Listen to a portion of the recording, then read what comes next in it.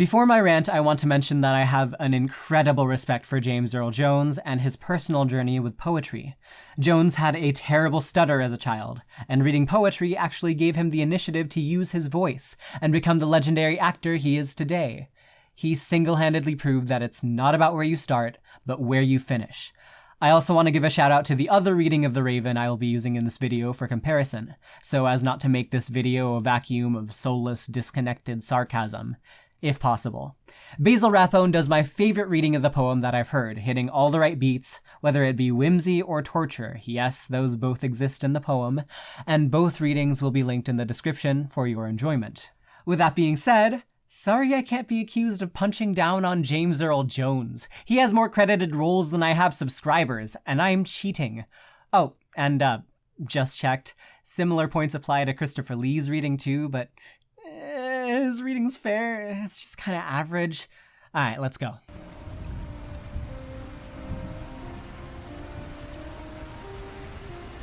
Once upon a midnight dreary, while I pondered weak and weary over many a quaint and curious volume of forgotten lore, while I nodded, nearly napping, suddenly there came a tapping, as of someone gently rapping at my chamber door. "'Tis some visitor," I muttered, tapping at my chamber door. Only this, and nothing more. James Earl Jones has committed the second worst sin against poetry of all time, second only to whoever popularized the reading of The Road Not Taken, where Robert Frost is a quirky bitch that's not like the other girls. Jones took Edgar Allan Poe's precise, immaculate despair and turned it into a snooze fest. Say anything you want about the collective body of human poetry, but the one thing it will deny being is boring. In it is every emotion, every exploration of humankind, from the noble pursuit of beauty to the tragedy of picking up what's left after a devastating war. It's a detailed evolution of language and the ways in which we wallop and wear it down. It's passion, imagination, and satire, sometimes even all at once, and it's rolled up into tight packages of digestible syllables for anyone's quick but life-altering perusal. It can be putting your soul out there for an audience you can't ever know, and it can be a way to cope with memories that you might not want to know.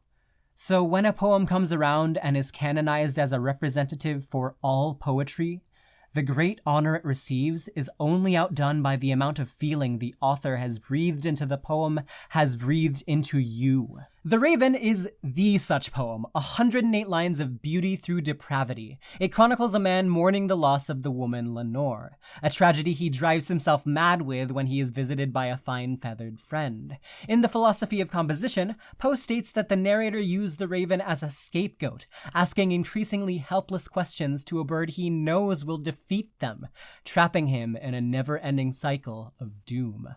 Yeah, death of the author. No! The author died before death of the author. This author's death literally beat the author of death of the author's death by a century. Moving on! This crazed state could never be portrayed to its fullest without deep, raw emotion.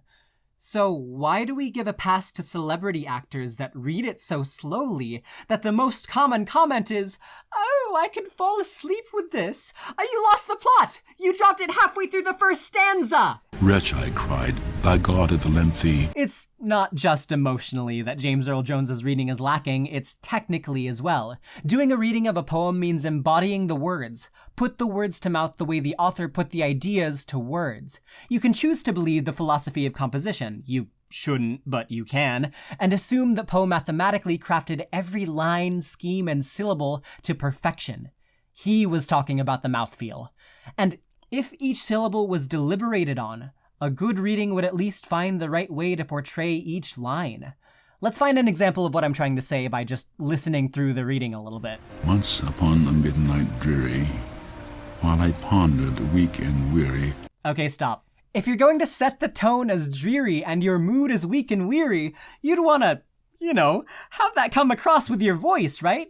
Well, he does sound weak and weary. Okay, I get it, I understand. Question for you. How does he sound in the middle of the poem? Prophet said I, thing of evil, prophet still if bird or devil, whether tempter sent or whether tempest tossed thee hither shore. I cannot stress this enough, The Raven is not a static poem, no matter how much James Earl Jones's reading would like you to believe it is. Wretch, I cried. He's not the only one at fault. Most readings don't get it right. There are levels to this poem. First, the narrator starts half asleep. Then he gets paranoid. Then curious. And then he drives himself further into the depths of madness. If there's functionally no distinction between while I pondered weak and weary and wretch I cried, While I pondered weak and weary, wretch I cried, then that's nothing. No wonder people are falling asleep. While I pondered weak and weary, wretch I cried, thy God hath lent thee. Monotony is one of the biggest traps actors face starting out. If you're not changing, evolving with the script, then you're nothing. I've done this before. This video is a butchering of the long cat copy pasta. You have to constantly be informed by the emotion of the material in order to translate and elevate that emotion in a reading. That's not happening here.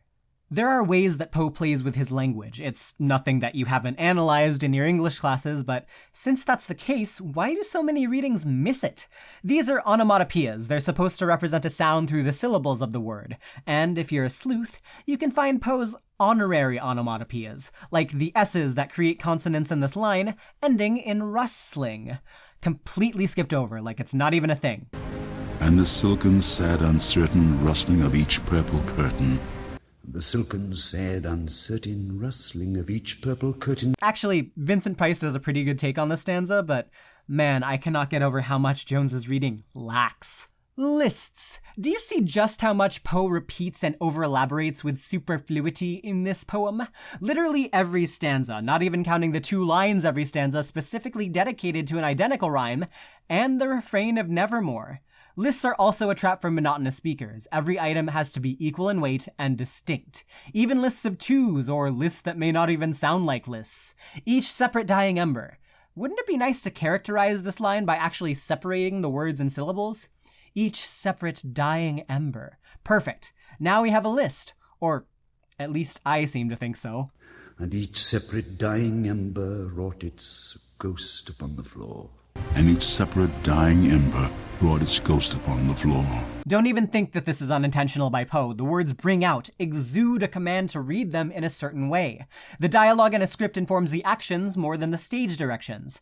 And when it comes time to put it all together and perform, your practice shows through the most in the rhythm of it all. Rhythm and timing is unteachable?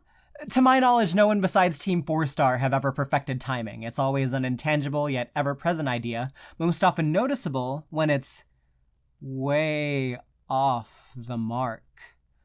There are markers for rhythm in The Raven, of course. The poem is one of the few lucky ones to have punctuation, but is it the best idea to strictly follow the aspects of written rhythm and time in a reading? Let's play with the trochees a bit and see. Once upon a midnight dreary, while I pondered, weak and weary. Yeah, okay, you get the point. Written rhythm is a guideline, not the law. It's necessary in a way that word choice isn't. And so Jones has thankfully broken free from the sing-songy trochees and sounds at least somewhat like a guy telling a story. Like a really bored student reading a passage they were called on for. Wretch, I cried. Think of the punctuation and rhythm as stage directions, and you'll notice that Jones doesn't do much out of the ordinary for his spoken rhythm.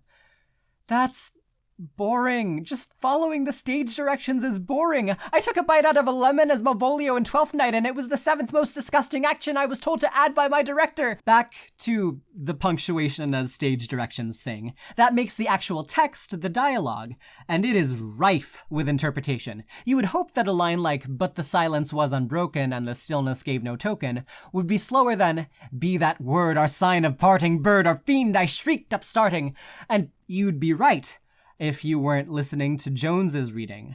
But the silence was unbroken, and the stillness gave no token. Be that word our sign of parting, bird or fiend, I shrieked upstarting. Playing with the rhythm at the end of each stanza is also incredibly important, because every single one is unbalanced. 16, 15, 16, 15, 15, 7. I am not going over catalectic, this is an easier visual. And so with that syllable imbalance, there's some really funky stuff you can do, like pause with different lengths. Nameless here. Forevermore. Could be different from only this and nothing more, could be different from darkness there, and nothing more. And you can also mess with how lines connect with each other. Speaking of, in my reading, I like to jam these two lines together to create a bigger effect for the pause. That I scarce was sure I heard you. Here I open wide the door, darkness there, and nothing more. Some readings like to do the pause before the second line, and that's a strong choice as well. This seems to be the only line everyone consistently thinks of a pause for. There's also stuff directly from the text, like, presently my soul grew stronger, hesitating then no longer, and there are also some really cool examples in Basil Rathbone's reading that I didn't even find. Check it out. Mystery explore, let my heart be still a moment of this mystery explore. 'Tis the wind and nothing more. Open here I flung the shutter when, with many a flirt and flutter, in there stepped a stately raven of the saintly days of yore. Listen to how he also goes into a sing-song voice because it's appropriate at this point in the poem. Leave no black plume as a token of that lie thy soul hath spoken. Leave my loneliness unbroken. Quit the bust above my door. Take thy beak from out my heart, and take thy form from off my door. Quoth the raven, nevermore. What this grim, ungainly, ghastly, gaunt, and ominous bird of yore meant in croaking, nevermore? You can't convince me that's at least half because you can't say the line quicker than that. Rhythm is so integral to a poem reading, and that's my main gripe with Christopher Lee's reading. It plays to the beat of the music rather than to its own beat. I'm not even saying Jones's reading is particularly slow, it's longer than Rathbone's. I'm saying the rhythm needs to flow, not stand like it does. Hey, so, after all that, do you notice a difference? If you don't, that's fine, Jones's reading is made for you, but it can't possibly be made for everybody that's watched the video. 2 million views, me being one of them. Someone had to have watched the video and thought, man, poetry is boring. This is the most famous poem out there, read by one of the most acclaimed actors of all time, and I'm not impressed. I can't find myself enjoying, connecting to something like this. If that is you, my friend, please know that there are rivers of poetry that are not like this. Go out and read, or find a different reading that more suits you. It might be worth your while.